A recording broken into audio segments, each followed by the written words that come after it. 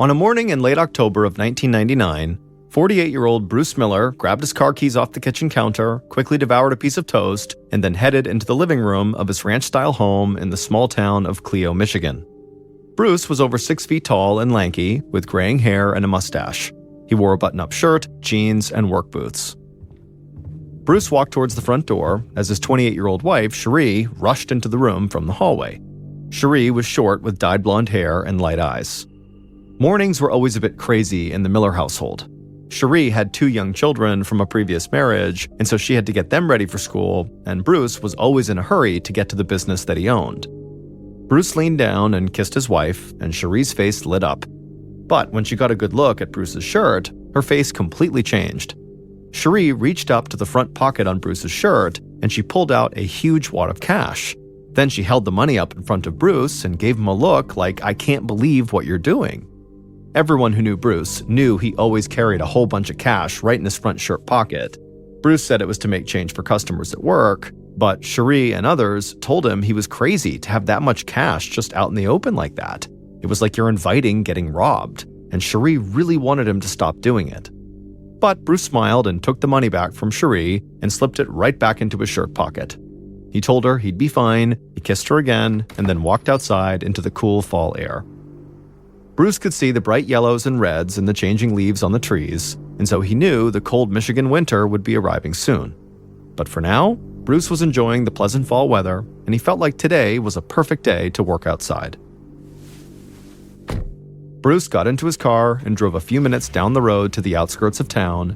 There, he turned off the main road onto a dirt road and drove for a couple more minutes until he finally arrived at the B&D salvage yard. Bruce drove through an open gate into the yard and parked his car in front of the small, one-story white building that served as the salvage yard's office. Bruce hopped out of his car and surveyed the yard. Abandoned vehicles and stray auto parts stretched out in heaps and rows for acres. Bruce smiled. He never felt more at home than when he was right there. Bruce loved everything about cars. He loved watching NASCAR races, he loved driving, but most of all, he loved working on cars that other people thought were beyond repair. And so Bruce had always felt like having a salvage yard would be like having a personal playground. And so that was actually why, years earlier, he and a business partner had gone ahead and bought this salvage yard. But Bruce didn't just see this yard as a place for him to have fun and work on old beat-up cars. Instead, he saw it as the key to his and Cherie's future. Bruce had spent the last 30 years of his life, since he was about 18 years old, working for General Motors, or GM. At the time, GM was the top-selling automotive manufacturer in the entire United States, and it was one of the largest employers in the state of Michigan. In the 3 decades that Bruce had worked there, he'd held a range of different positions, and he had done really well. Bruce had loved working for GM from the time he started as a teen. It allowed him to be around cars all the time, and it had given him a chance to save a good amount of money. But after 30 years on the job, Bruce was ready to start a new phase of his life, and so that was where the salvage yard came in. Bruce had already reduced his time at GM, but he planned to walk away entirely within the year. And so at that point, the salvage yard would have to become his primary revenue stream. But Bruce was optimistic because historically, people from all across the area flocked to the B&D salvage yard to get good deals on used automotive parts or to just buy old cars and trucks that they wanted to try to fix up themselves. Standing outside his office, Bruce gazed out over the piles of metal that looked like they went on forever. He knew a lot of people saw this yard as nothing more than a dump, a place that was filled with junk that had no use. But Bruce saw potential in that junk. He knew that with hard work and a little care, almost any car part could be made as good as new. And in some ways, Bruce felt like he owed his entire life to the discarded car parts on that lot. Because when he had bought the salvage yard, it ended up giving him way more than just a potential retirement plan. Years earlier, when he'd just become the new owner of the yard, Bruce had gone to the office to meet his employees, and the young, blonde bombshell who took care of the financial books for the salvage yard almost stopped him in his tracks. Her name was Cherie, and Bruce could just not stop staring at her. So, not long after that day in the office, he had asked Cherie out. And as he had gotten to know Cherie more, he had fallen in love with every aspect of her, not just her looks. Cherie was kind and caring in a way that Bruce just wasn't used to. He had actually been married 3 times before, and he always felt like his ex-wives had been purposely cruel to him. But Cherie was different. She spent her time when she wasn't working just trying to help people. She took care of her 2 young kids, she had worked for years at a local retirement community, and she did everything she could to advocate for victims of child abuse. Cherie had witnessed child abuse at different periods of her life, and she felt compelled to stand up for kids who could not stand up for themselves. And it was her dream to someday make or raise enough money to start a nonprofit organization that was dedicated to helping victims of child abuse across the country. When Bruce and Cherie had really begun dating, it became clear pretty quickly that they both wanted to spend the rest of their lives together. So, earlier that year, in 1999, they had gotten married. And Bruce had begun to see the salvage yard as an opportunity for Cherie to realize her dream of starting her own nonprofit.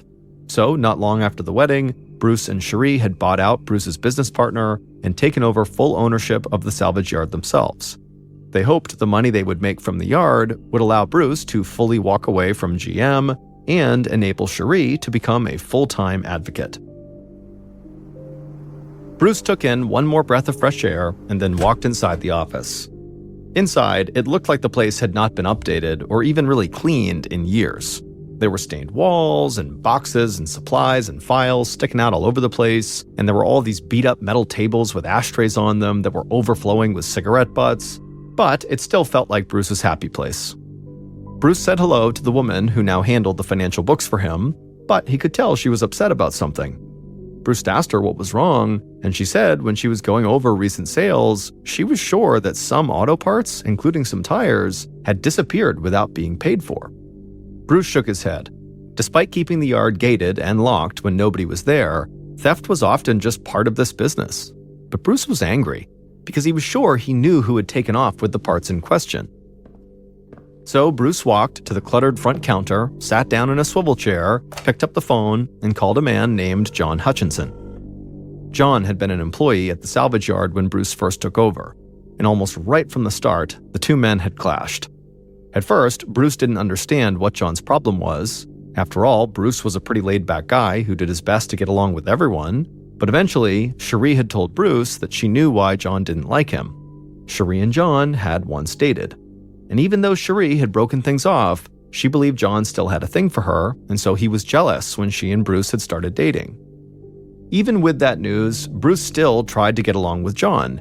He felt like it wasn't right to just get rid of John simply because at one point he had dated Cherie. But after a short time of working together, John had basically given Bruce no choice. The 2 men just kept clashing at work, and then Bruce discovered that John was selling parts from the yard to his friends and family for way below asking price. And then John had just begun outright stealing things from the yard. So Bruce had fired John. But the stealing didn't stop. John knew every way in and out of the salvage yard, and even though Bruce couldn't prove it, he was pretty sure John was still ripping him off. Bruce clutched the phone tight when he heard John's voice on the other line. And within a few seconds, the 2 men were screaming at each other on the phone. Bruce accused John of stealing, and John denied that he had done anything, and he attacked Bruce for firing him out of sheer jealousy. Finally, Bruce slammed the phone down and took a deep breath. Then he walked outside, made his way through the salvage yard, and began to look for a car to work on to take his mind off the fight he'd just gotten into.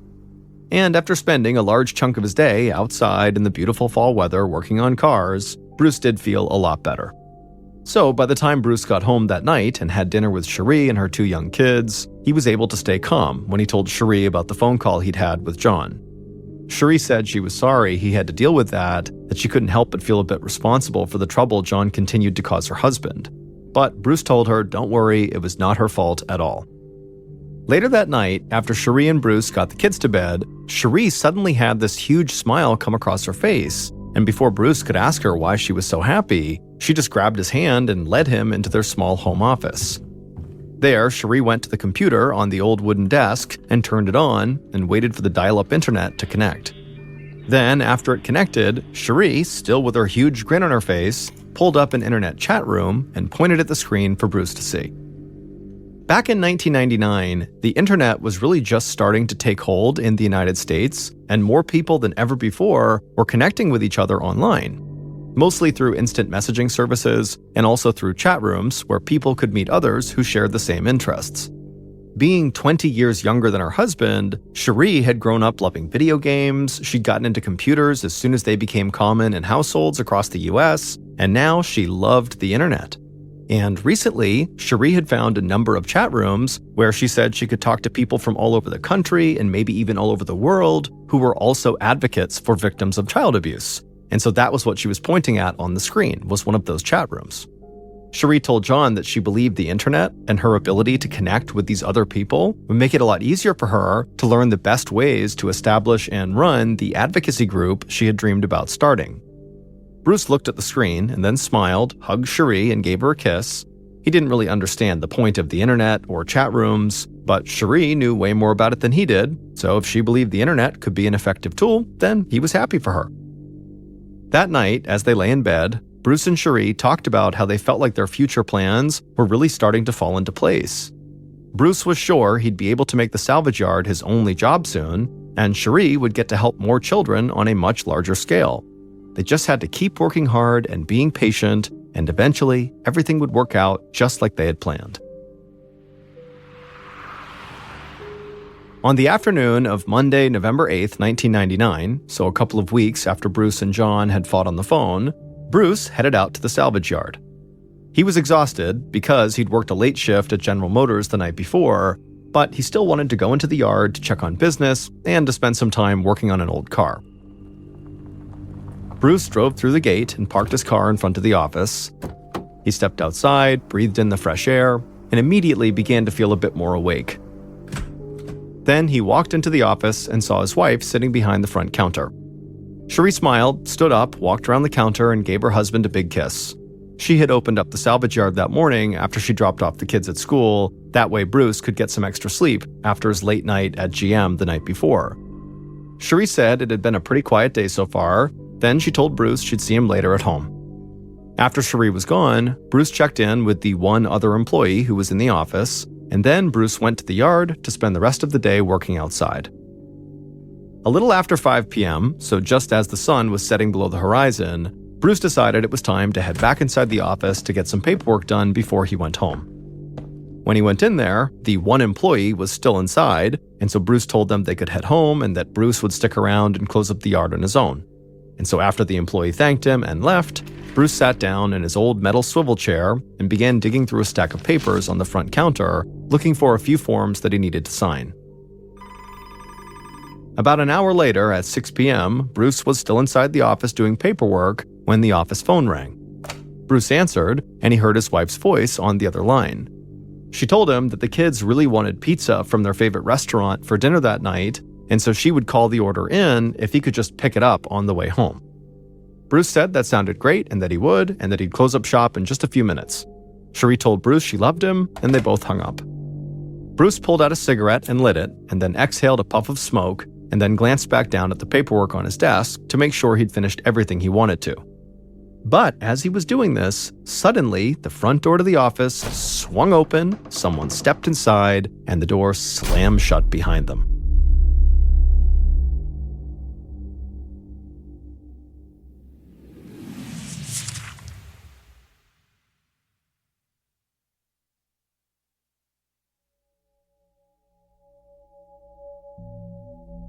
A little after 8 p.m., so 2 hours after Cherie had talked to Bruce on the phone about pizza, she paced around her living room. The kids were sitting in the kitchen, still waiting for pizza, and Bruce had still not arrived home. Cherie went to the kitchen, grabbed the phone, and called the salvage yard.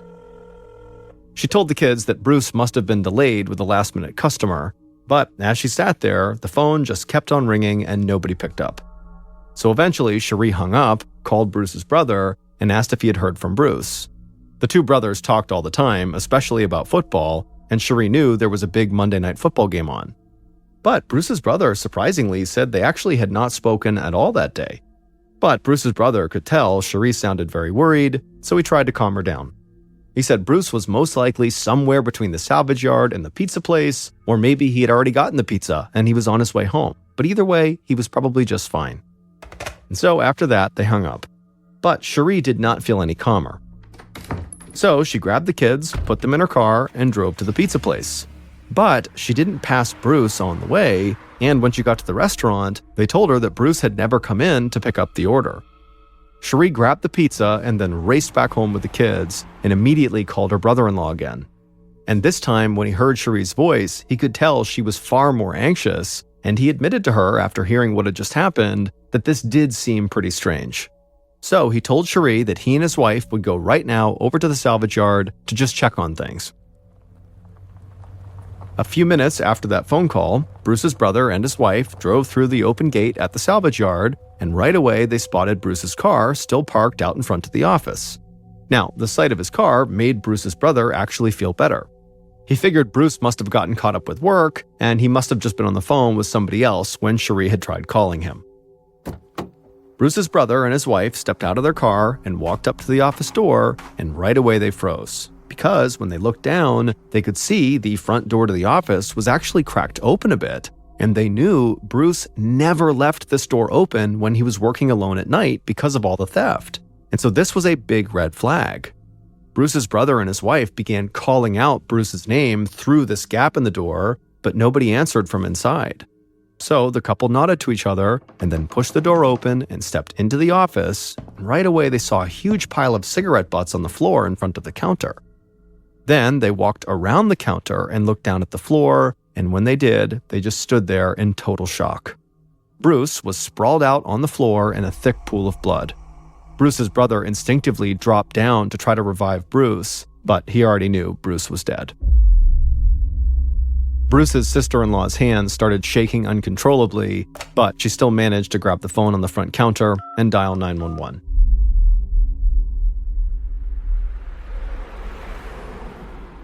About an hour after the 911 call, Detective Sergeant Ives Petrovka of the Genesee County Sheriff's Department drove down a dirt road towards the salvage yard. And as Petrovka got closer, he began to look around and think to himself that the salvage yard at night seemed kind of menacing. These huge piles of metal rising up into the sky, creating paths and hidden corners everywhere that made it impossible for somebody there to ever really know if they were actually alone. Petrovka drove through the open gate and parked his car near the front office, where a local police cruiser with flashing lights was already parked near several other state police vehicles. Petrovka stepped out of the car and saw fellow Sheriff's Department detective Kevin Shanlian pull into the lot behind him.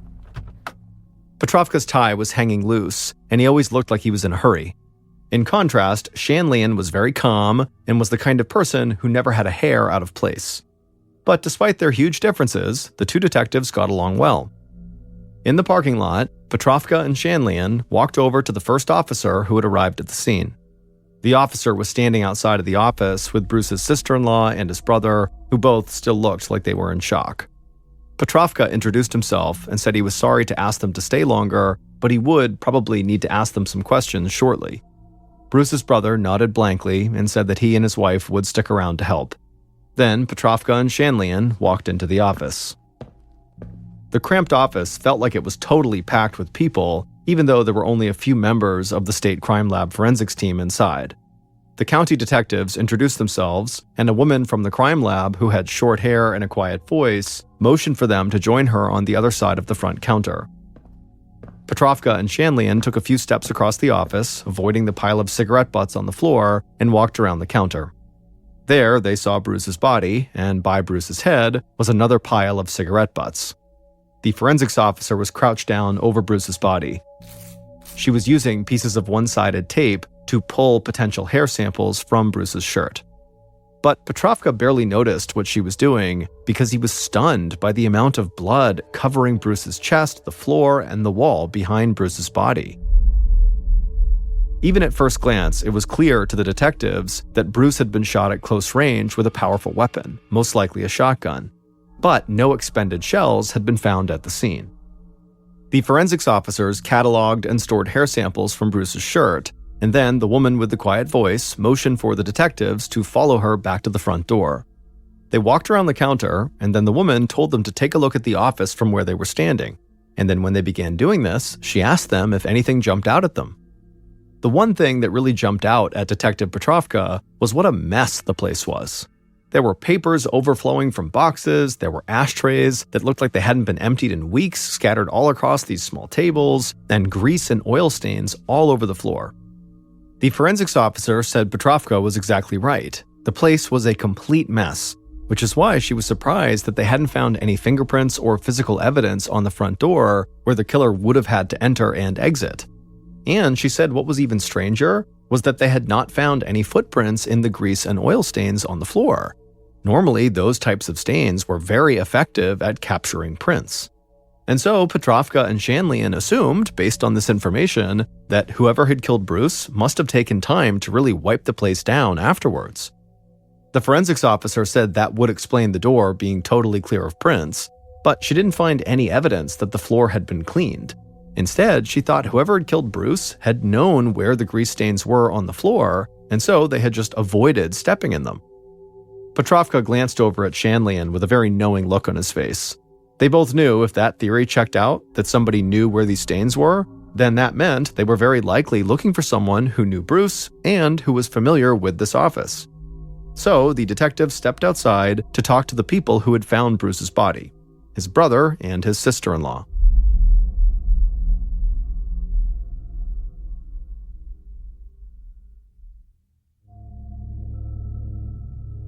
Outside in the salvage yard, Bruce's brother saw the detectives walking his way, and so he tried to pull himself together. Since finding his brother dead inside of the office, Bruce's brother and his wife had pretty much just been in shock and had barely even spoken to each other. But when Petrovka asked Bruce's brother why they had been at the salvage yard in the first place, he told the detective that Bruce's wife, Cherie, had called him twice in a panic because Bruce had not come home from work. So he and his wife said they would go check out the salvage yard to see what was going on, and that's when they found Bruce's body. As he spoke, Bruce's brother choked back tears. He told the detectives that he'd already called his mother to tell her that Bruce was dead, but that he couldn't bring himself to say what had happened to him. So he just told her that they thought Bruce might have had a heart attack. After speaking with Bruce's brother and sister-in-law for several minutes, Petrovka and Shanlian felt like these two witnesses were telling the truth. It was way too early to actually rule anyone or anything out, but the detectives felt like they'd learned everything they could from Bruce's brother and his wife for the time being. And so now the detectives wanted to talk to Bruce's wife, Cherie, to see if she had any information that could help. The detectives thanked Bruce's brother and his wife for coming and talking to them, and then the detectives got into their cars and headed towards town. It was well after midnight on November 9th, so several hours after Bruce's body had been discovered, when Petrovka and Shanlian stepped inside of Bruce and Cherie's house. The detective stood in the living room, and Cherie sat on the couch. Her face was pale, almost gray, and she looked totally lost. Cherie had heard about what happened to Bruce from her mother-in-law, and then also a uniformed police officer had come by her house to confirm the news. But neither of them had told Cherie what actually happened. All they told her was that her husband was dead. However, now, the two detectives told Cherie what they actually found at the crime scene. And Cherie would tell them that she had been terribly worried about her husband when he didn't come home, but she never imagined anything as horrible as what they had just told her. Petrovka leaned down in front of Cherie and told her how sorry he was for her loss, and he was sorry that she had not been informed properly about what happened. Then suddenly, Cherie looked right at Petrovka, and she seemed way more alert than she had since the detectives got there. And she asked Petrovka if they had found a large amount of cash in Bruce's shirt pocket. Petrovka said they had not found any money, at which point Cherie explained that her husband always had like a couple of $1,000s in cash in that front pocket. Petrovka asked if anybody else knew this, and Cherie nodded vigorously. She said most of Bruce's friends and family knew about his habit of carrying around a whole bunch of money, and anybody who worked at the salvage yard would also know that too. The detectives shared a quick glance. The evidence the forensics officers had found made them pretty sure whoever had killed Bruce knew him and knew the layout of the salvage yard office. So Petrovka asked Cherie if she could think of anyone who knew Bruce who also might have had it out for him or who might have just wanted to rob him. Cherie closed her eyes and thought for a second, and then she looked back up at Petrovka and told him there actually was one man who could not stand her husband. He was a former employee at the salvage yard who actually she had once dated, and she said his name was John Hutchinson, and he had a history of stealing from her husband. Petrovka thanked Cherie for her help and told her again how sorry he was for her loss. Then he and Shanlian headed outside to their cars. Back at the sheriff's station, the two detectives talked about what Cherie had told them, and they agreed that this John Hutchinson guy seemed to fit the description of who they were looking for. Someone who knew Bruce, who knew the salvage yard, and who literally had a history of stealing from Bruce before. And so certainly this guy John would also know that Bruce carried thousands of dollars in cash on his person. So by the time the sun started to rise that morning, the detectives believed they had identified their very first major suspect. At 1:30 p.m. on November 9th, the day after Bruce's murder, Detective Shanlian led John Hutchinson into a small interrogation room at the sheriff's station. John was tall with a square jaw, a shaved head, and piercing eyes. People who knew him said he was good-looking enough to be a Hollywood star. Shanlian motioned for John to take a seat at a small table in the center of the room, and Shanlian then sat down across from him. The room was warm, and John was already sweating, but Shanlian figured that might have more to do with nerves than with the room's temperature. Shanlian was very calm, and he had an ability to put people at ease really quickly, which is why he'd been chosen to conduct this interview.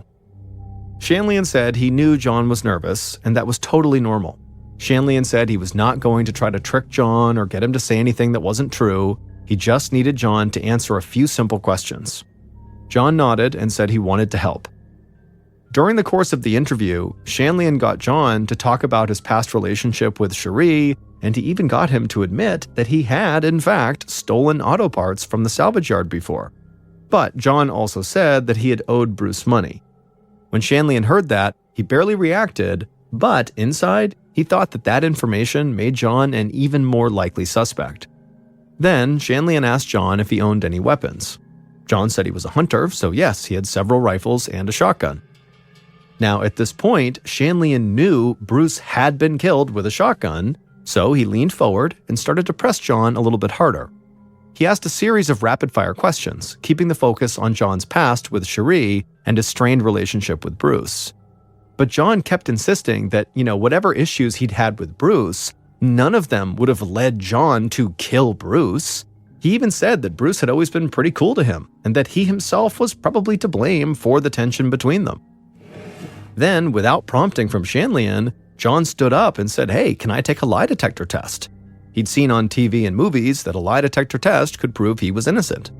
Shanlian said he would have to make a quick call first, but he was pretty sure they could schedule a polygraph test for John that day.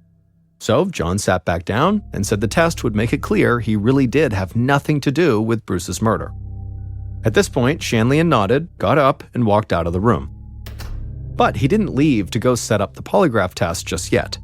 Instead, he joined the other members of the investigative team behind a two-way mirror that looked into the interrogation room where John was. And when Shanlian looked through that mirror, he saw something that totally threw him for a loop. John was sitting in the interrogation room alone, and then suddenly he just bent over and began sobbing. And the sobbing didn't stop, and it went on for so long that eventually Shanlian and the others decided that this guy must be having a total breakdown. Finally, after several minutes, it seemed like John was beginning to calm down, and so Shanlian stepped away from the mirror and went and scheduled the polygraph test, and then he returned to the mirror looking back into the interrogation room. By this point, John had managed to calm himself down a bit, but it was clear he just could not stop crying. Shanlian and the others had no idea if this guy was just totally racked with guilt over something he had done, or if maybe just the pressure of being in this interrogation room had caused him to kind of snap. A little later that day, John would sit down for his polygraph test, but he would keep changing his answer to every question, and then by the end of the test, it was clear John had just failed. And so Detectives Shanlian and Petrovka became even more convinced that they had found Bruce's killer. On November 13th, 1999, 5 days after Bruce's murder, members of the investigative team stood amongst Bruce's friends and family in a cemetery for Bruce's funeral. Bruce's casket was driven through the cemetery on the back of a flatbed truck, and inside the closed casket, Bruce was dressed in a black Dale Earnhardt jacket. Dale Earnhardt had always been Bruce's favorite NASCAR driver. Everyone there thought the entire funeral was the perfect send-off for a man who had loved cars as much as Bruce. Detectives Petrovka and Shanlian listened as Bruce's brother talked about how happy Bruce had been in the final days of his life. Bruce's business was doing well, and he finally saw a future where he could be his own boss at a place he loved. And Bruce's brother said that after years of searching and many failed marriages, Bruce had finally found the woman of his dreams in Cherie, and that Bruce had really come to love her kids like they were his own. Hearing about how loving Bruce had been to his family and friends really made Petrovka and Shanlian want to bring his killer to justice as soon as they could. They knew nothing would ever bring Bruce back, but his family deserved some kind of closure. And with their main suspect, John Hutchinson, right in their sights, the detectives thought they were very close to actually solving this case. But in the following weeks, Petrovka and Shanlian could not find any evidence that directly linked John to the scene of the murder. Now, they didn't think this proved that John was innocent, really kind of the opposite. They thought this just showed that John really did know how to cover his tracks at the salvage yard. They even brought John in for a second polygraph test, and he failed it again. Still, investigators and the district attorney didn't think they had nearly enough evidence to actually convict John if this case went to court. So, as 1999 came to an end, Bruce's murder remained unsolved. At that time, Detective Petrovka had been training in the relatively new field of computer forensics, an investigative practice that looks at data and evidence from computer devices potentially used in crimes. And Petrovka had proven to be quite good at computer forensics, and he had set his sights on working for state authorities in this new field. But he made it clear to Shanlian and the rest of the investigative team that he was still fully committed to Bruce's case. He wanted to bring Bruce's killer to justice. But as January 2000 passed by with still no more new evidence linking John Hutchinson to the murder, both Petrovka and Shanlian began to worry that maybe they had set their sights on the wrong person. On February 17, 2000, so over 3 months after Bruce's murder, Petrovka was sitting at his desk when he got a call from a police officer in nearby Flint, Michigan. As Petrovka listened to the officer on the other line, he couldn't help but feel really confused. The Flint officer said he'd received a call from an attorney who worked in a small town in Missouri. That attorney had spoken to local law enforcement in that Missouri town, and they had told him that they'd stumbled onto a case that they believed was somehow linked to Bruce Miller's murder in Michigan. And so after this officer explained everything they could to Petrovka, Petrovka hung up the phone feeling pretty excited, but also still feeling pretty confused. How could anything in this random small Missouri town be connected to this Michigan murder case he had been working on for months? But nonetheless, Petrovka pushed forward and contacted the local police department in that Missouri town, as well as the county sheriff's department that had jurisdiction in that area. Then, after talking to both of those departments, Petrovka rushed over to Shanlian's desk and told him they might have a huge break in the Bruce Miller case. Petrovka said he was going to book a flight to Missouri, and he would know more when he got back. The following day, Petrovka was in Missouri, meeting with detectives and sitting in on interviews regarding a suicide that had happened in this small town. And this suicide was the case that police believed was linked to Bruce's murder. And sure enough, by the time Petrovka returned to Michigan a couple of days later, he was absolutely positive he knew who had killed Bruce and how they'd done it.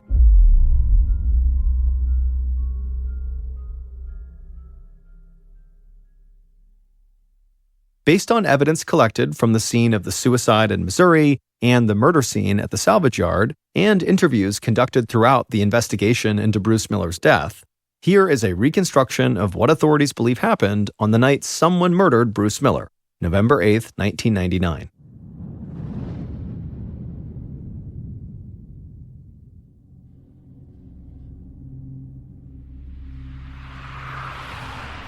On that day, at around 2 p.m., the killer pulled into a rest stop in Flint, Michigan. The killer stepped out of their car and stretched their legs. They had been driving non-stop for over 10 hours. After stretching, the killer walked across the parking lot to the rest stop payphone. They put a coin in, dialed a number, let it ring once, and then hung up. The killer then stepped away from the phone, walked over to a picnic table, sat down, and waited. The air was cool, and the killer felt relaxed for the first time since they'd started driving earlier that morning. A few minutes later, the killer saw a car pull into the same rest stop parking lot they were in, and they watched as a person got out of that car and walked right towards them. The killer stood, and the person who had just arrived handed them a cell phone. Then the person headed back to their car, and the killer slipped that cell phone into their jeans pocket and then sat back down at the table. After sitting at the rest stop for hours, that cell phone in the killer's pocket began to ring. Killer calmly pulled it out and answered the call. They spoke to the person on the other line, and then afterwards the killer walked to their car. At about 6:45 p.m., almost 5 hours after arriving at that rest stop, the killer cut their headlights off as they drove down the dirt road leading to the salvage yard. They pulled through the open gate and parked their car several yards away from the office. The killer stepped out of the car, walked around to the back, and opened up the trunk. They reached inside and pulled out a shotgun. The killer closed the trunk, and then they marched right up to the front door of the office. They threw it open and slammed it shut behind them. Bruce, who was inside the office, looked up from behind the counter right as the killer raised that shotgun and fired. A deafening bang echoed off the walls inside the office, and the shell from the shotgun struck Bruce right in the throat. Blood and gore spilled and spattered on the floor and walls. The force from the shot actually spun Bruce's metal swivel chair around, and his arm hit an ashtray as he tumbled from the chair to the floor, scattering cigarette butts on both sides of the counter. The killer took a breath and lowered the shotgun. Then they looked down at the floor and took note of several grease stains. Then they stepped around the counter, being very careful to avoid those grease stains. Once the killer had made it around to the back of the counter, they stared down at Bruce, and they were sure he was dead. So the killer reached into their pocket, grabbed that cell phone, and made a call. They let it ring once and then hung up. The killer then slipped the phone back into their pocket, walked to the front door, avoiding the grease stains again, and walked back outside to their car. The killer put the shotgun back in the trunk. Then they got into the driver's seat and began the 10-hour drive back to where they had come from. And as the killer's car headed down the highway into the darkness, the person who had delivered the cell phone to the killer at that rest stop walked into their kitchen, and they told their 2 kids that Bruce, their stepfather, would be home soon with their pizza. Bruce's wife, Cherie, had orchestrated Bruce's murder. It would turn out that Cherie had not been using those online chat rooms to find other people who were advocates for victims of abuse. Instead, she had been visiting chat rooms to play out her sexual fantasies with men from all across the country. And whenever she found a man she liked, she would send them explicit photos of herself online, and she would also literally mail them explicit videotapes of herself because in 1999, most people were not sharing videos online yet. And one man in particular who had met Cherie in one of these chat rooms and who had received photos and videos from her had fallen totally in love with her. He was 39 years old from Missouri, and his name was Jerry Cassidy. After talking for a few weeks via chat rooms and an online direct messaging service, Cherie and Jerry had carried out their digital affair in real life. Cherie had flown to a couple of different cities to meet and have sex with Jerry. And when Cherie was with Jerry, she concocted this far-fetched fantasy life for herself in which her husband, Bruce, was actually this powerful member of an organized crime family who regularly beat her and threatened to kill her. Then, a couple of months before Bruce's murder, Cherie sent a message to Jerry to tell him she was pregnant with Jerry's baby. She even sent him a picture online showing a positive pregnancy test and an ultrasound. But not long after sending those along, Cherie would again message Jerry to tell him that Bruce had beaten her so badly that she had lost their baby. She had used makeup to create bruises all over her body and then sent photos of those bruises to Jerry. And Cherie told Jerry that she would never be safe and they could never be happy together until Bruce was dead. And after seeing these horrible photos of Cherie with all these bruises on her and believing that he and Sherry had just lost their child, Jerry agreed to go kill Bruce. So, via online direct messages, Cherie planned the entire murder with Jerry. She chose the rest stop where they would meet. She bought the cell phone he would use to let her know the job was done. and she was the one to tell Jerry to make sure he didn't step in any of those grease stains on the salvage yard office floor. And so Jerry would carry out the murder, and then afterward, he waited patiently for Cherie to come join him in Missouri. But in the weeks and months following the murder, Cherie started ignoring Jerry, and she eventually told him that she actually didn't want to be with him anymore. Feeling alone, betrayed, and totally riddled with guilt, Jerry took his own life. And so when local police arrived at Jerry's apartment in Missouri after receiving a call from one of his family members, they would find a Bible next to Jerry's body. The Bible was open to a verse in the Gospel of Matthew that read, quote, "Do not murder, and anyone who murders will be subject to judgment," end quote. Then, police also found a videotape in Jerry's trash can, and when they played the tape, they saw a scantily clad Cherie making explicit sexual comments directly to Jerry. That's when Missouri authorities learned about the murder of Cherie's husband in Michigan, at which point they contacted that Flint police officer, who then called Detective Petrovka.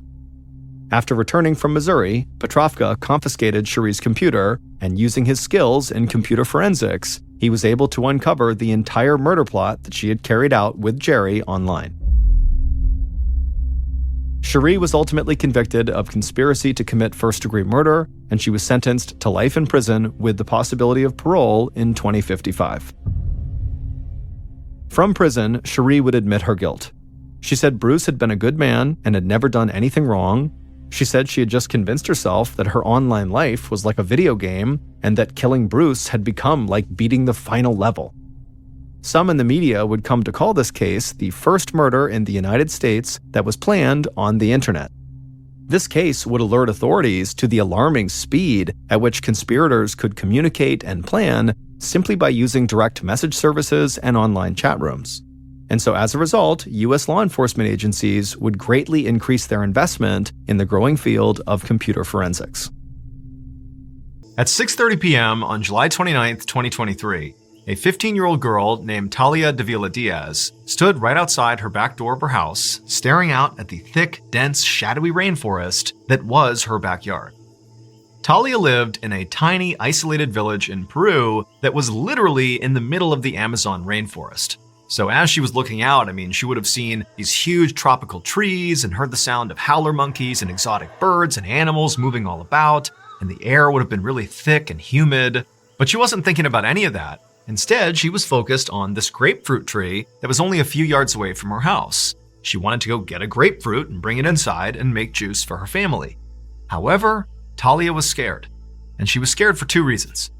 The first reason was this was the Amazon, an inherently dangerous place, especially at night. There were loads of predators out there, like snakes and jaguars. But the other reason she was scared was that she was worried there could actually be something worse out in the rainforest, worse than any predators she was used to. And that was because, over the last couple of weeks, people in Talia's village had been claiming they were seeing these shadowy figures lurking in the tree line with these bright green eyes that would occasionally seem like they were hunting the people of the village. Like anytime they went out, it was like these figures were kind of lurking off in the distance, but nobody knew what they were. The rumor around the village was that these shadowy figures were actually pelikaras, which translates literally to face peelers.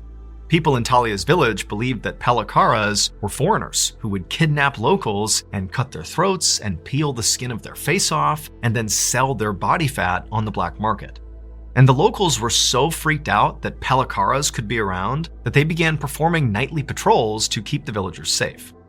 So Talia, again, was very scared to even leave her house at this point, but she was also trying to be reasonable. She'd gone out and gotten a grapefruit many times in the past. This was not some new behavior. So she's looking out and she sees the grapefruit tree and she knows there's a nightly patrol out right now, and I only have to go a few yards and get the fruit and get right back in the house. Like, how big of a deal could this possibly be? And so after taking one more look around and not seeing anybody or hearing anything that was out of place, she took a breath and then rushed out to the tree. She grabbed a grapefruit, and as she was turning around, she froze because her worst nightmare had just been realized. Now, standing between her and her back door were these two hulking dark figures. And one of them was like so tall, it was practically the size of a tree. And they both had these piercing, glowing green eyes. And they were looking right at Talia. And Talia was so instantaneously petrified that all she could do was just stand there and stare back into their green eyes. And as she did, she began to notice that their faces were grotesquely elongated, almost like they had masks on. And then before Talia could do anything, the really tall one began sort of gliding towards her. Not stepping towards her, but literally almost hovering off the ground towards Talia. And then suddenly, Talia was being grabbed and thrown to the ground. And the instant Talia hit the ground, these two figures descended on her and pinned her there. And then one of them reached down and pressed their hand over her mouth and her nose, and she couldn't breathe. And then she sees the other one is holding what looked like a box cutter or a knife, and they put it right up to her neck. And suddenly it's like Talia understands these are Pelikaras. They're gonna slit her throat. They're gonna kill her. And so she has this sudden burst of energy and she manages to push them off of her. And when she did, their hand came off her mouth and she screamed out for help. And she heard somewhere in the village voices yelling back to her. And then she heard footsteps and she knew it was the night patrol coming to save her.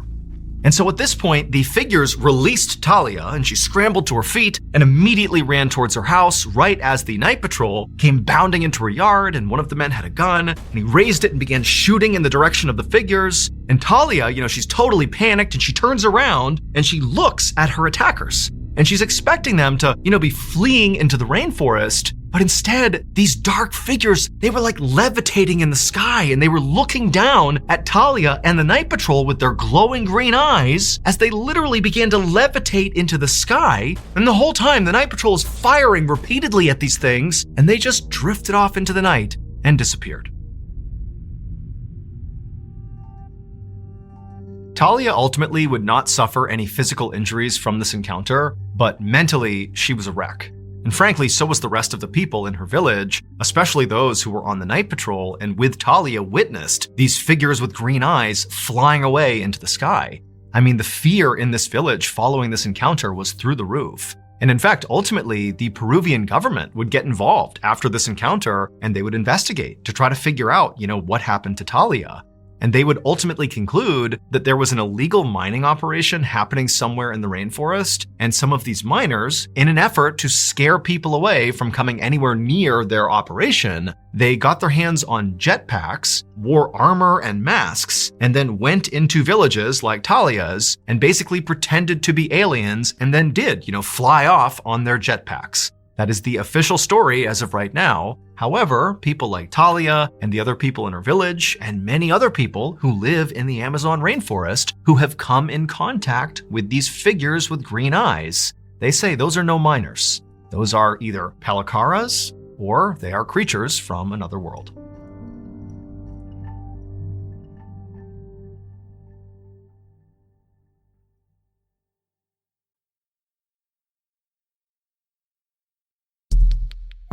The next and final story of today's episode is called The Window.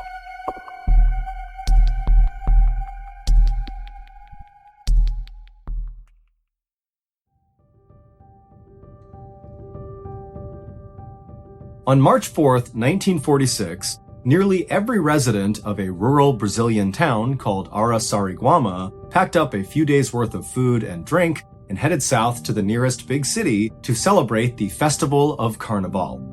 This festival is an opportunity for folks to cut loose and eat good food right before most of them go into a religious fasting period.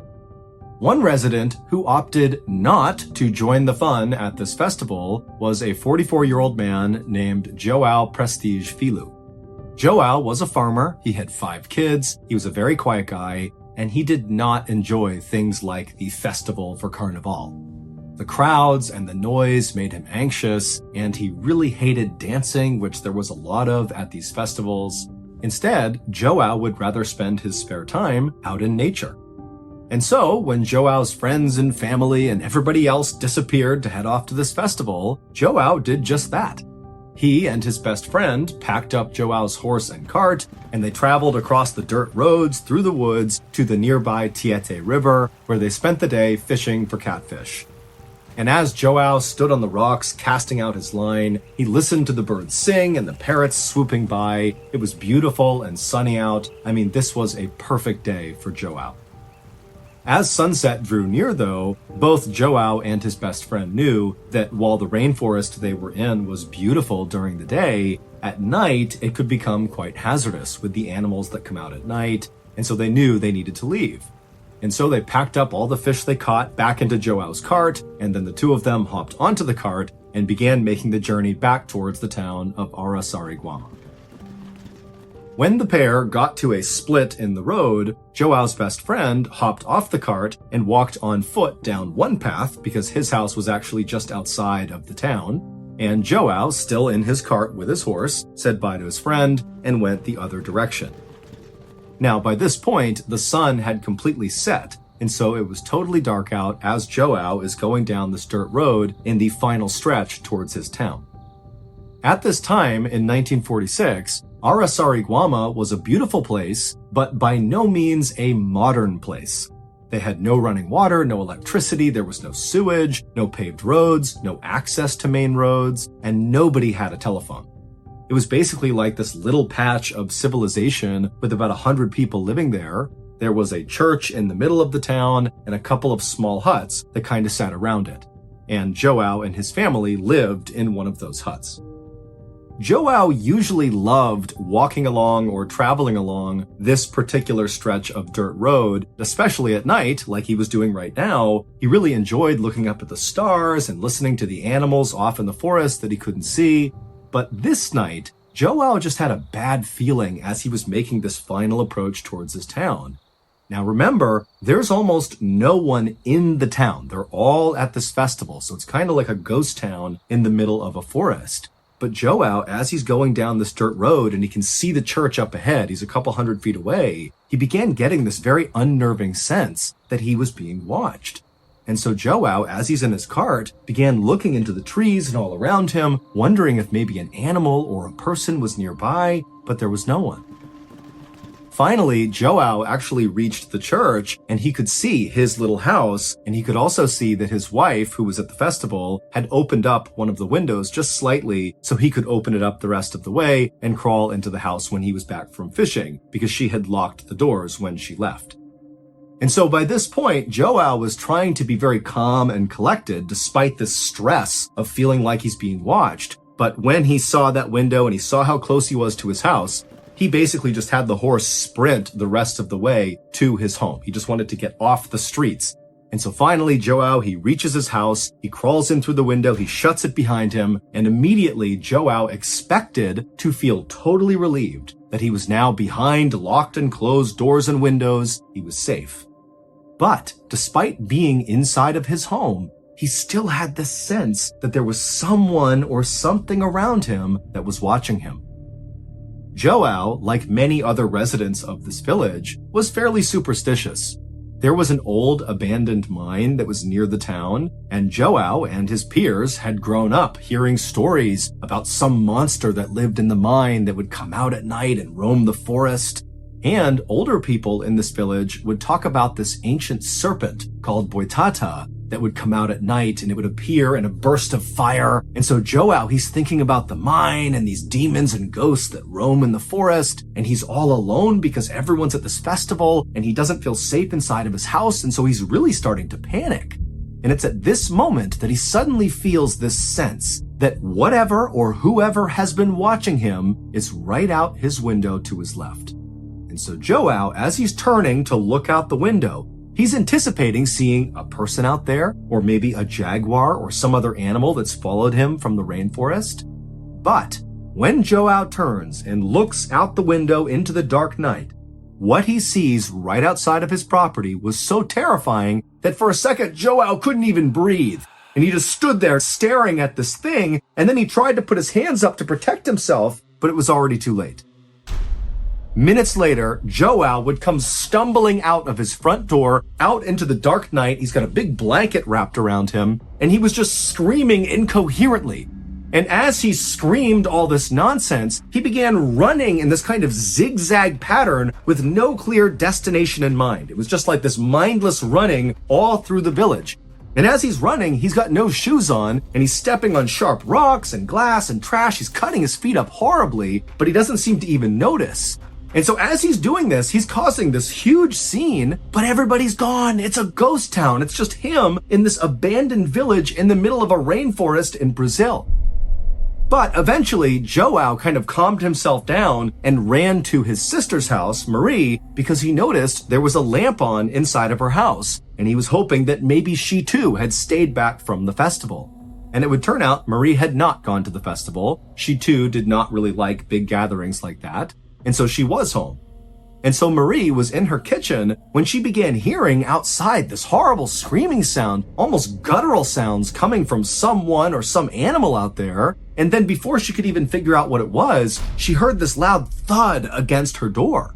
Marie was terrified and she ran to her front window to look out and see what it was that had just collided with her door. And what she saw made no sense. It was her brother, João, but he was wrapped in that big blanket and his feet were all bloody and he was screaming at the top of his lungs, but he wasn't saying anything. He was just kind of babbling. And so Marie was about to run over and open the door for her brother. But right before she did, as she's looking out the window, João turned and looked at her. And when he did, she screamed because his eyes looked so alien. They were wide and totally unfocused. And she thought, that can't be my brother. What's wrong with him? But she would go over and open the door because after all, it is her brother. And so she opens the door, João kind of falls into the room and began writhing around on the ground, continuing this scream he was emitting that didn't even seem human. And the whole time, Marie is trying to ask him, what's wrong? What's going on here? She's scanning him, and besides the cuts all over his feet, he didn't appear to have other injuries. And so eventually, Marie just knelt down and she was about to grab João and try to kind of stop him from moving around, to just look at him and try to have a conversation with him. But before she grabbed him, João rolled over and his lips opened up, exposing his teeth. And he kind of grimaced at her with those wild, unfocused eyes. And again, Marie just kind of backed up in horror. Who is this? What's happened to my brother?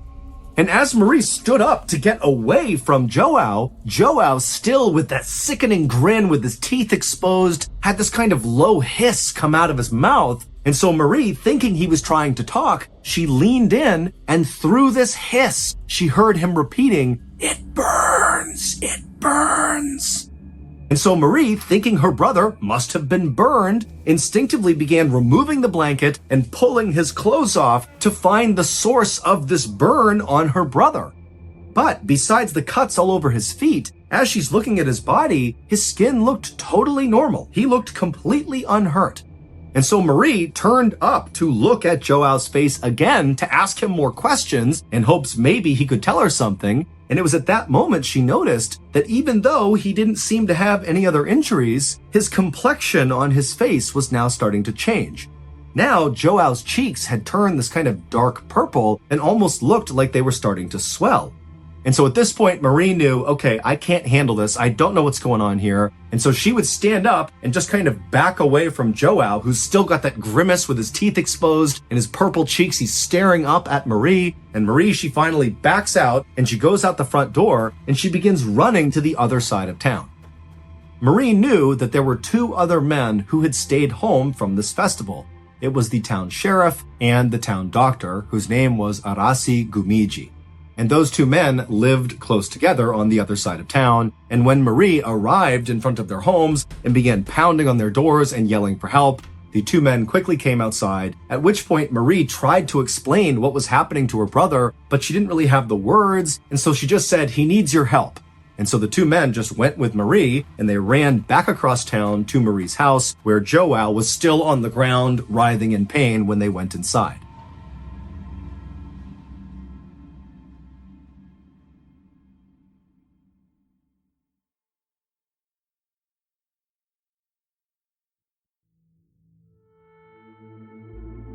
Marie had only been gone for a couple of minutes, but by now it wasn't just João's cheeks that had turned that purplish color. His chest and arms were also turning purple. At this point, the sheriff leaned over João and began asking him some questions, and João, he was obviously in horrible pain from something, but by this point he had calmed down enough to where he was speaking a little bit more, but what he was saying made no sense. He told the sheriff that he had been followed home and then he got burned. And when the sheriff asked him, "Who burned you?" all Joao could say was, "No one is to blame." At this point, the sheriff left Marie's house and jogged over to Joao's house to look for some sign of how he got burned. But when he got there, the house was completely unburned. Everything was exactly as it should have been. There was no scorch marks. There was not even a lit candle anywhere. So there was no clues as to what happened to Joao. By the time the sheriff got back to Marie's, it had been about 45 minutes from when Joao first got hurt, and now whatever was happening to his body that was turning him purple appeared to be getting much worse. Joao's skin all over his face and his chest and his arms was now not only a very dark purple, but his skin was starting to blister and pop. In fact, there was one area on his arm that had bubbled up so much that when it burst, you could actually see the bone in his arm. It was almost like Joao had been boiled in water, like the way you would boil meat on a bone until the meat was tender enough that it fell off the bone. It was like that was happening to Joao. And so as Joao's flesh just sort of began cooking off of him, the town doctor, Arasi, said, "We have to get him to a hospital right now." But because the roads were not paved and it was dangerous traveling at night, they knew they couldn't get him to the big city hospital. They would have to take him to a local hospital. And so the sheriff, who had a truck, said, "Let's just put him in the truck and I will drive him there." And so Arasi, the sheriff, and Marie, they got a new sheet, they wrapped up Joao inside of it, and they brought him outside, they put him in the sheriff's truck, and they began driving towards the hospital. Arasi stayed in the back with Joao as they made this drive, and every time the truck went over a bump, Joao would let out a cry of pain, and Arasi would look over and he would literally see these bumps were causing his skin to kind of fall off of his body. When they finally arrived at the local hospital, the staff there pulled Joao inside, they put him in a private room, they put him on a bed, and they had no idea how to treat him. It was like his injuries looked nothing like they had ever seen, they didn't even know where to begin, and they kind of assumed that Joao would not survive whatever was happening to him. And so the first thing they did is just pumped him full of painkillers. And while these painkillers didn't actually do anything to stop basically Joao's body from decomposing while he was still alive, they did at least allow Joao to stop feeling this horrible pain of his flesh falling off of him. And so Joao finally just kind of sunk back in his bed, and the sight of him must have just been horrific. He literally had huge chunks of his flesh just missing. I mean, literally parts of his skeleton were exposed to the naked eye. After the doctors had gotten Joao as stable as they could get him, Arasi, the local town doctor, sat down next to Joao and just began asking him questions. And for the first time, Joao was able to talk somewhat normally because he was on such a high dose of painkillers. And so Arasi began asking Joao to go over everything that happened from the time he left fishing for catfish until he arrived at his house and got burned. This is roughly what Joao told Arasi. He said on his walk home from fishing, he started getting that feeling that he was being watched. And it got more and more intense as he got into town until finally he basically sprinted the rest of the way to his house, practically dove through that open window, shut it behind him, and expected to feel relief being in his own home again. But he didn't. The feeling only intensified that he was being watched. And at some point, he got that sense that whoever or whatever was watching him was to his left out the window out into his yard. And when Joao turned to look, what he saw standing outside was this dark figure kind of hovering over the ground, and it was staring right at Joao. And before Joao could even put his hands up to protect himself from whatever or whoever this was, this figure shot this bright ray of light directly into Joao's home through that window, which hit Joao in the chest and the face. And immediately Joao was blinded and confused by this light, and then it really started to burn. He believed he was on fire, which is why he grabbed that blanket and wrapped it around himself. He was trying to put out a non-existent fire, and that's when he stumbled outside and kind of zigged and zagged, kind of half trying to put this fire out until he arrived at Marie's house. But when he got there, that sensation of feeling like he was on fire didn't go away. It just got worse and worse and worse, and then his skin began falling off. When Arasi asked Joao, who do you think did this to you? Who do you think that figure was? And Joao, with bulging eyes, would sit forward and say to Arasi, "It wasn't of this world." And as Joao said this, a chunk from his cheek fell off, exposing his jaw and teeth. And as this happened, Joao asked one of the nurses for a water. And so Arasi is sitting there having heard this story as Joao, who's all hopped up on painkillers, is grabbing this water and drinking, and Arasi is watching the water dribble out of the hole now on the side of Joao's face. About 4 hours later, Joao would pass away from his injuries. There has never been any official explanation for what actually happened to Joao. The doctors just wrote cardiac arrest and generalized burns on his death certificate because they really had no idea what else to call this. Joao's family believed the Boitata, the ancient serpent that lived in the forest and appeared at night in a ball of fire, was responsible for what happened to Joao. Other people in town thought maybe it was the monsters or demons from the old abandoned mine that had come out and attacked Joao.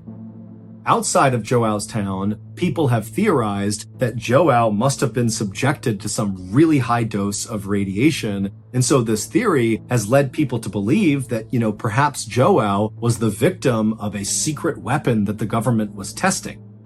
But to create such a concentrated beam of radiation that only affects Joao would be way more technologically advanced than anything that was available at the time in the world.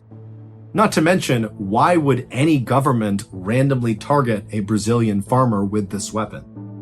But Joao would not be the only person in Brazil to die from mysterious rays of light.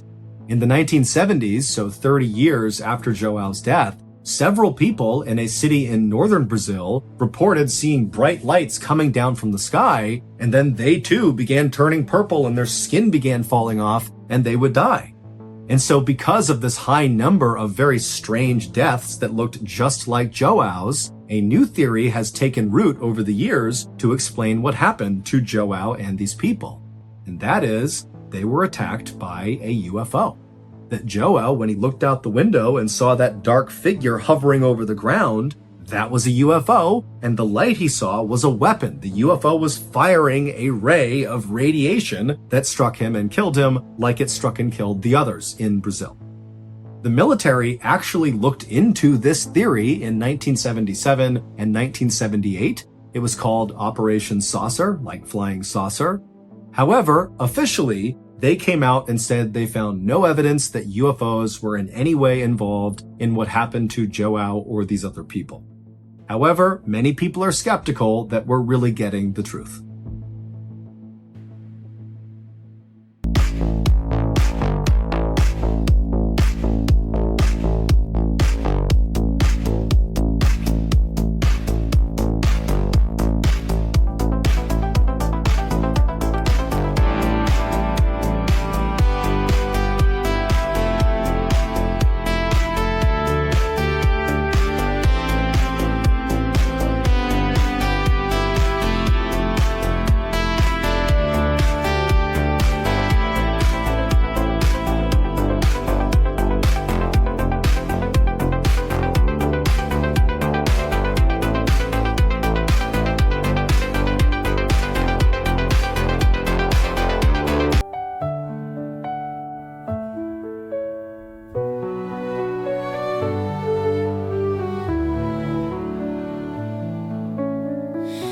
Summer whispers on the breeze,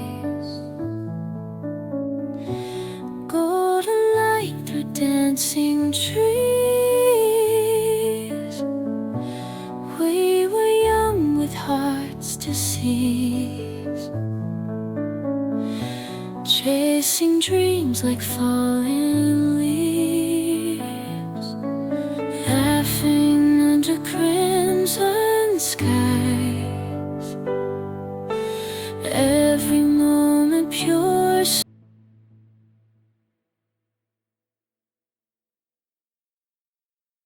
A quick note about our stories. They are all based on true events, but we sometimes use pseudonyms to protect the people involved, and some details are fictionalized for dramatic purposes.